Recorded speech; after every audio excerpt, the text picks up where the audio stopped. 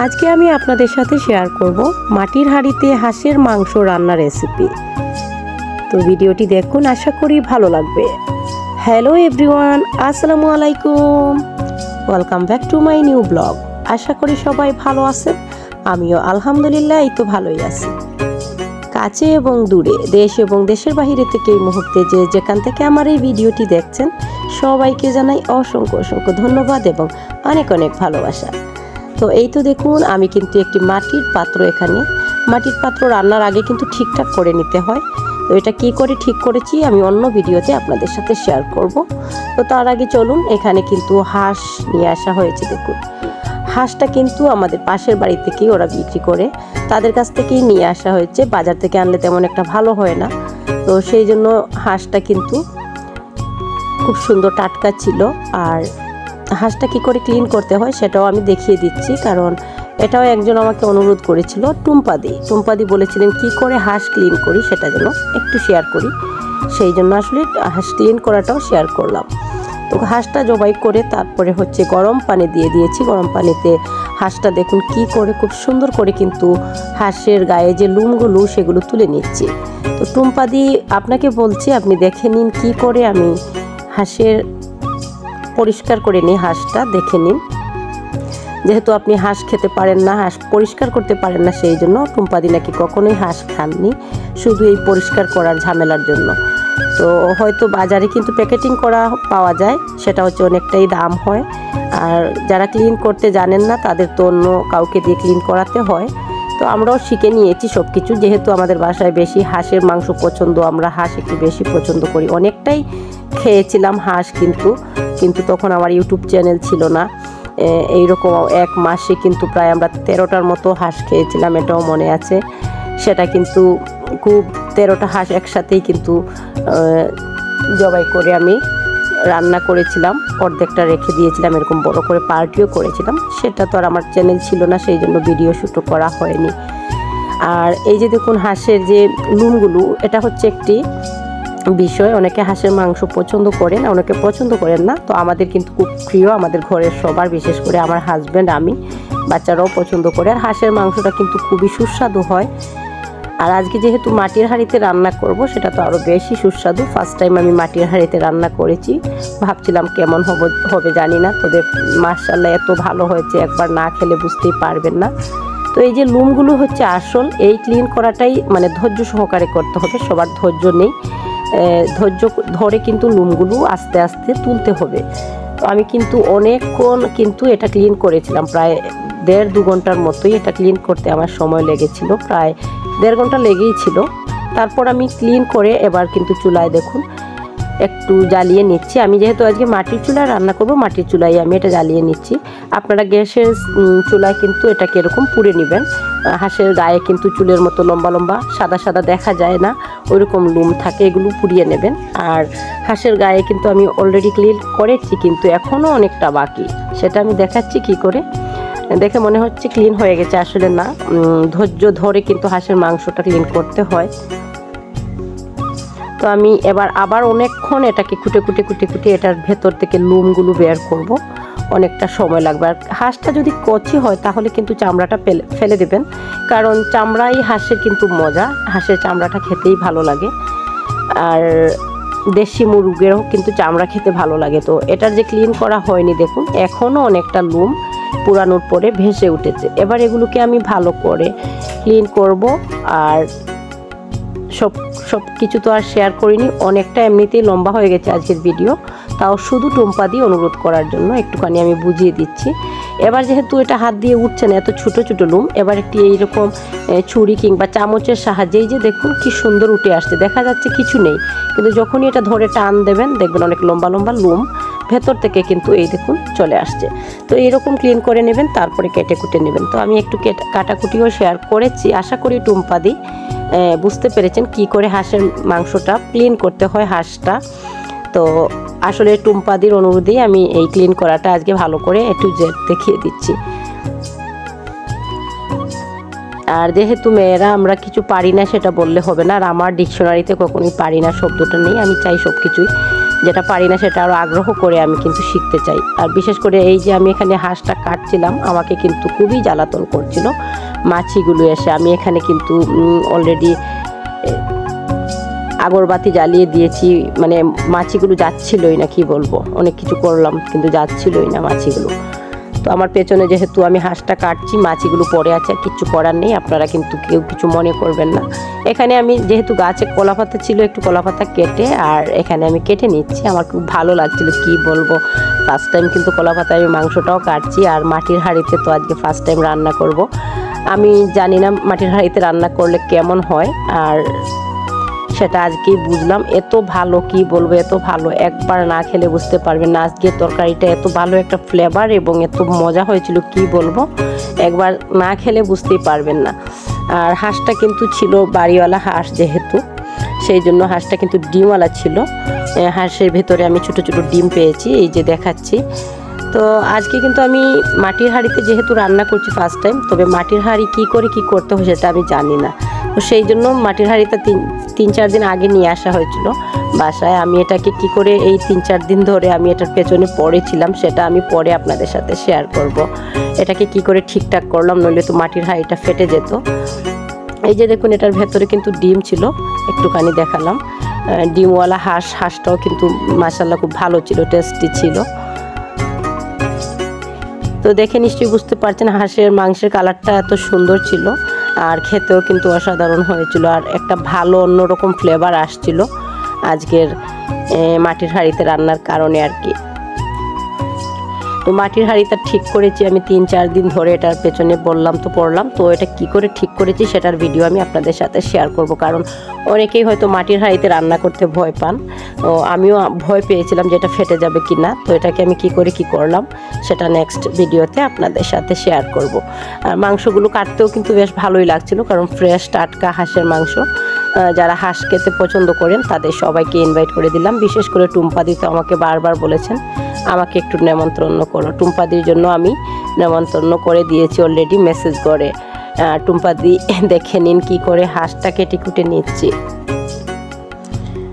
আর এখানে আমি যখন হাঁস কাটছিলাম বেশ ধৈর্য সহকারে, কিন্তু অনেকক্ষণ ধরে, বললাম তো সেটা ধৈর্য ধরতে হবে। আমার হাজবেন্ড কিন্তু আমার জন্য শসা কেটে নিয়ে এসেছেন, এসে আমার মুখে তুলেই খাইয়ে দিয়েছেন, যেহেতু আমি অনেকক্ষণ ধরে এখানে ছিলাম। এটা করতে আমার অনেকক্ষণ সময় লেগেছিল, বললাম তো। তো এই তো শসাও খেয়ে নিলাম হাজবেন্ডের হাতের। আমার হাতটা যেহেতু ভরানো ছিল, নিজে নিয়ে এসে উনি খাইয়েও দিলেন। তো মাশাআল্লাহ আমার কাটাকুটি শেষ হয়ে গেছে, দেখে নিশ্চয়ই বুঝতে পারছেন। আর এই যে এটা হচ্ছে বিশেষ একটা অংশ, এটা খেতে বেশি ভালো লাগে হাঁসের, এটা খুবই মজা হয় খেতে। আর এটা আমি আবার সুন্দর করে ক্লিন করে কেটে কুটে নিচ্ছি, একটু ডিজাইন করে। এরকম আমি এই যে মুরগের কিংবা হাঁসের কলিজাগুলো ঘিলা বলে এটাকে, কে কী বলে জানি না। তো এটাকে আমি এরকম একটু ডিজাইন করে রাখি, সবসময় আমার কাছে ভালো লাগে ঘিলাটা। ফাইনালি কিন্তু আমার এই যে ধোয়া টোয়া শেষ হয়ে গেল। এবার হাঁসের মাংস ধুয়ে নিয়ে এসেছি, আর এখানে সব ধরনের গরম মশলা সব কিছু। তারপরে এই যে আমার পাতিলটাকে একটু আমি তো ঠিক করেছি কী করে, সেটা আপনাদের সাথে নেক্সট ভিডিওতে শেয়ার করব। এবার পাতিলে কিন্তু মাংসগুলো সব ঢেলে দেওয়া হয়েছে, যেহেতু বেশ বড় কিন্তু ছিল পাতিলটা। আমাদের বাজারে মাটির পাতিল পাওয়াই যায় না, যেহেতু একটা পাওয়াই গেছে বড়, অনেক বড় সাইজের। এখানে আদা রসুন পেঁয়াজ কুচি, একটি টমেটো, একটি আলু কিউট করে কেটে, আর এখানে কিন্তু গরম মশলা, তারপরে এই যে পেঁয়াজ সব কিছুই দেওয়া হচ্ছে, যেগুলো দেখিয়েছিলাম। এই যে গোটা গরম মশলাগুলো সব কিছু। এটা আমার হাজব্যান্ড কিন্তু হেল্প করছেন, আমি ভিডিও শ্যুট করছি। তো এই যে দেখুন, এটা কিন্তু কি করে কি রান্না করি সেটাই। আর আজকের মাটির হাঁড়িতে রান্না করে কি বলবো, আমার ভাষা আর নেই বলার, এত ভালো হয়েছিল খেতে। একবার যারা খেয়েছেন তো জানেন, আর যারা খাননি অবশ্যই খেয়ে দেখবেন। মাশাআল্লাহ মাশাআল্লাহ, মাটির হাঁড়িতে মাংস রান্না যে এত ভালো হয় আমি জানতাম না, আমি তো ভয় পাচ্ছিলাম অনেক কিছুই। তো যাই হোক, মাশাআল্লাহ খুব টেস্টি হয়েছিল। তারপরে এই যে এখানে লবণ, সব মশলা তো দেওয়া হলো। এবার জিরা গুঁড়া, 5 ফোড়নের গুঁড়া,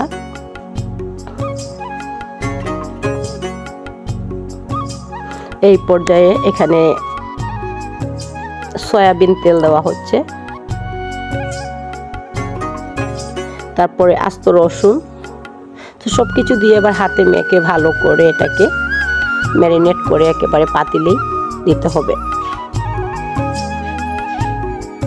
এই যে ভালো করে হাতের সাহায্যে এটাকে ম্যারিনেট করা মানে মাখিয়ে নেওয়া হচ্ছে মাংসটাকে ভালো করে। আর এখানে আমি একটু ফ্রিজিং করা পেঁয়াজ ছিল, পেঁয়াজের টুকরোটা এখানে দিয়ে দিলাম, যেহেতু এমনিতেই গলে যাবে। আর ধনিয়া পাতা দিয়ে একেবারে এটাকে ঢাকনা দিয়ে একেবারেই বন্ধ করে দেবো, এটা আর ঢাকনাটা খুলবো না। তো ঢাকনাটা বন্ধ করার জন্য কিন্তু আমি আটা মেখে নিয়েছিলাম, আটা মেখে সাইডে লাগিয়ে দেব, তারপর ঢাকনাটা দিয়ে দেব। তাহলে কি হবে, মাটির পাতিলের যে ফ্লেভারটা, ভালো ফ্লেভারটা আর বেরিয়ে যাবে না, সব কিছু ভেতরেই থাকবে। সেই জন্য ভালো করে মুখটা বন্ধ করে দেওয়া হচ্ছে। এই যে দেখুন, ভালো করে এটার মুখটা বন্ধ করে দিলাম। এবার চলে যাব মাটির চুলায়। ফাইনালি কিন্তু মাটির হাঁড়িতে মাটির চুলায় রান্না করতে চলে আসলাম। এবার দেখুন কত সুন্দর লাগছে মাটির হাঁড়িতে মাটির চুলায় হাঁসের মাংস রান্না। আমার তো ভীষণ ভালো লাগছিল, কার কেমন লাগছে জানি না, অবশ্যই সবাই কমেন্ট করে জানাবেন আপনাদের কাছে কেমন লাগলো। এদিকে কিন্তু আমি অলরেডি বসিয়ে দিয়েছি মাটির হাঁড়িতে হাঁসের মাংসটা। আর ঘরে গিয়ে আমি একটু আজকে অন্যরকম রান্না করব, সাদা পোলাও। তো এই যে আমি এটা বসিয়ে দিয়েছি এখানে মাটির চুলায়। আর এখানে পাতিলে আমি চাল নিয়েছি, তারপর এই যে দারুচিনি, এলাচ আর হচ্ছে তেজপাতা দিয়ে দিচ্ছি। আমি আজকে এরকমই রান্না করছি পোলাওটা, সাদা পোলাওটা। প্রতিদিন তো দেখেন সবাই কি করে রান্না করি, আজকে আমি এরকম রান্না করছি ঝটপট করেই। আর এরকম খেতে আরও বেশি ভালো লাগে। এখানে একটুখানি লবণ দিয়ে দিচ্ছি। আজকে এখানে কিন্তু আদা, পেঁয়াজ, রসুন কিচ্ছু ইউজ করিনি, একটুখানি পোলাও পাতা ছিঁড়ে দিলাম। আর এখানে যে আমি ফ্রিজিং করে রেখেছিলাম গাজর, এখান থেকে আমার নিচে ছিল কিন্তু গাজর, যেগুলো টুকরো টুকরো করে কেটেছিলাম, সেইখান থেকে আমি একটু টুকরো টুকরো গাজরগুলো দিয়ে দিচ্ছি, কয়েক পিস।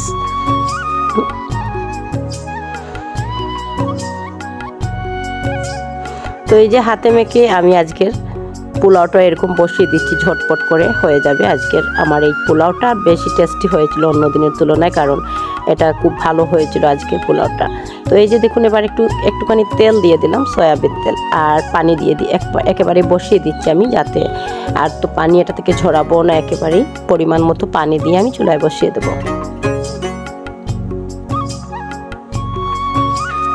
এবার এটাতে আমি চুলায় বসিয়ে রেখে আমি আবারও বাইরে যাব রান্নাটা দেখতে মাটির হাঁড়ির। আর এই তো এই চুলায় বসিয়ে দিয়েছি আমি পোলাওটা।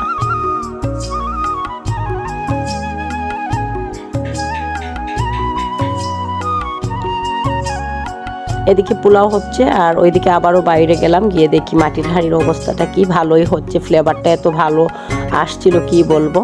এখানে যে মুখটা বন্ধ করে দিয়েছিলাম, এখান থেকেও ফ্লেভারটা বেরিয়ে আসছে, দেখুন কি সুন্দর ধোঁয়া বের হচ্ছে, আর এত ভালো একটা ফ্লেভার আসছিল, মাশাআল্লাহ এত ভালো লাগছিল। ফার্স্ট টাইম কিন্তু মাটির হাঁড়িতে রান্না করলাম, এবং মাটির হাঁড়ির খাবার আমি এই ফার্স্ট টাইম খেয়েছি নিজের হাতে রান্না করে, খুবই মজা হয়েছিল এবং ভালো হয়েছিল। তো আপনাদের কাছে কেমন লাগছিল জানি না, অবশ্যই সবাই কমেন্ট করবেন এবং কমেন্ট করে জানাবেন। নতুন কোনো বন্ধু আজকে আমার এই ভিডিওটি দেখে থাকলে অবশ্যই চ্যানেলটির পাশেই থেকে যাবেন সব সময়ের জন্য।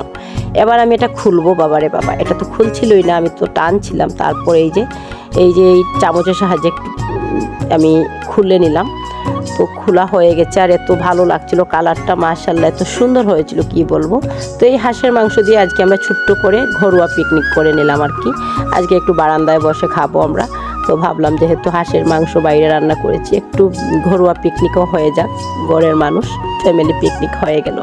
তো আমার পোলাও রান্নাও হয়ে গেছে, দেখুন মাশাআল্লাহ খুব সুন্দর হয়েছিল পোলাওটাও। তো এবার আমরা বারান্দায় সব কিছু নিয়ে গেছি, ওইখানে বসেই ঘরোয়া পিকনিকটা আমাদের হয়ে যাবে। আর এই যে দেখুন মাশাআল্লাহ কত সুন্দর কালার হয়েছিল কিন্তু, আর একেবারেই রান্নাটা হয়ে গেল এত সুন্দরভাবে। আমি একটা বাটিতে নিয়েছি, আর এখানে আমরা খেতে বসে পড়েছি দেখুন।